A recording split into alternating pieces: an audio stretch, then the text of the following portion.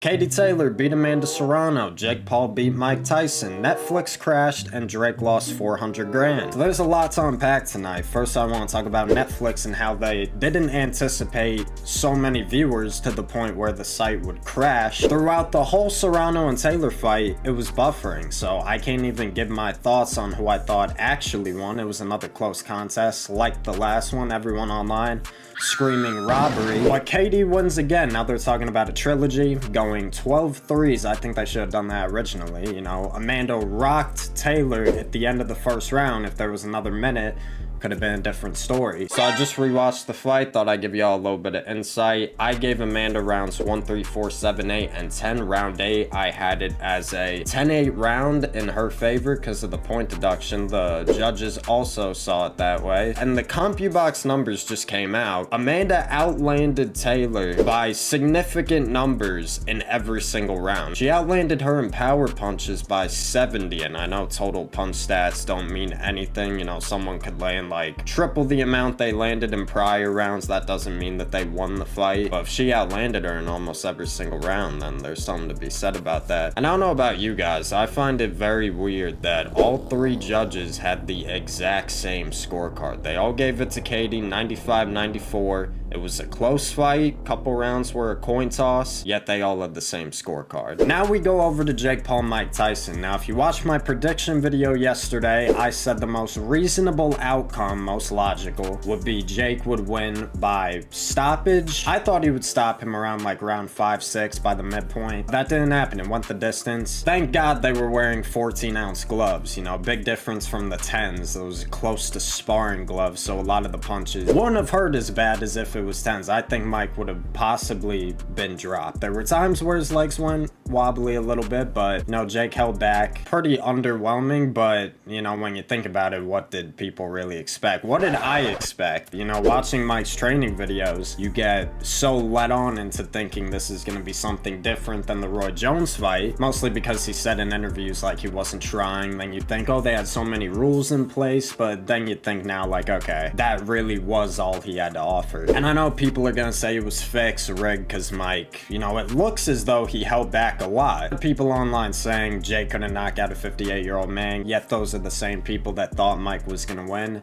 As well as Drake, who bet over 355 grand on Mike to win. Once I saw that, I knew it was curtains. But I'm glad there was at least some resistance from Jake. First round, Mike came out and he looked good. He was landing the left hook, he was applying pressure, had Jake on the ropes. But nah, after that, Jake just controlled the ring, stuck behind his jab. Mike just didn't do anything. Then at the end of the fight, Ariel Helwani, you know, the crowd's cheering him on like, do you want to fight again? They were asking Mike. After seeing that, you want him to fight again? This was clearly a way to kickstart Netflix boxing, and it worked. I mean, over 70,000 people showed up to the AT&T Arena, and I could only imagine how many views they got. I heard at one point over 250 million. You know, it was a good show for the most part. Mario Barrios and Ramos, it was a good fight. Katie Taylor Serrano, of course, brought the action. Crazy, because I was at this restaurant today. I was at the bar. I wasn't drinking, but the fights were on and everyone was saying they had Mike. Now these guys were a little older, so you know, they're old school. And I'm telling you, every single person thought Mike was gonna win. And a lot of them were saying it was fixed, it was rigged, you know, they knew the outcome prior.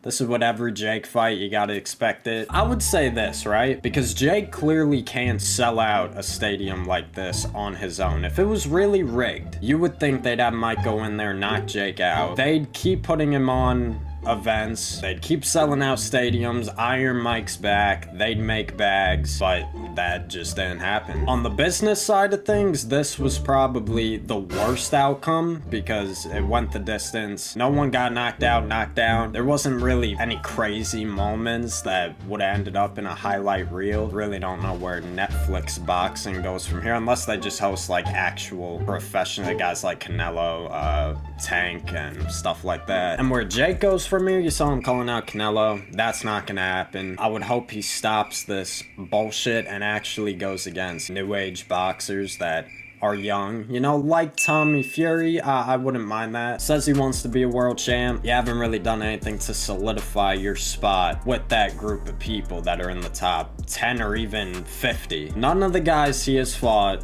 were ranked. Mike Tyson hasn't been ranked since like, what, 2005? And you know, this fight's just further proven to me how evil the world is and how toxic social media is, because ever since Mike lost, people are actually mocking him, saying, oh, you couldn't knock out a YouTuber. The way I look at it is Mike, 58, got a nice check, got to perform in front of thousands again. You know, he had been doing the sport all his life. Probably a dream for him to be back on that stage with all those people chanting his name. There was a bright side to it. Mike got paid a lot of money, which I don't know if he needed. Maybe he just wanted to fight. You know, he had been doing the sport since he was a kid.